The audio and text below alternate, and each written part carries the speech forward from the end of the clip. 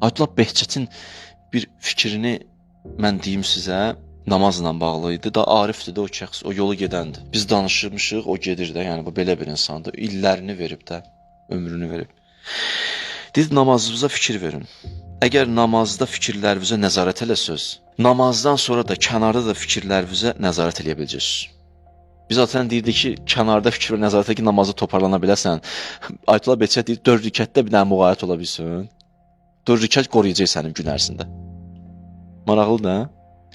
Bir dənə namazda 2 rükətlik sübh namazında fikirlərini cəm eləyib qıla bilsin.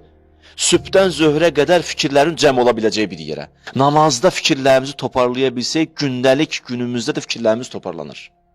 Bu Ayətullah Behçətin fikridir. Çox maraqlıdır.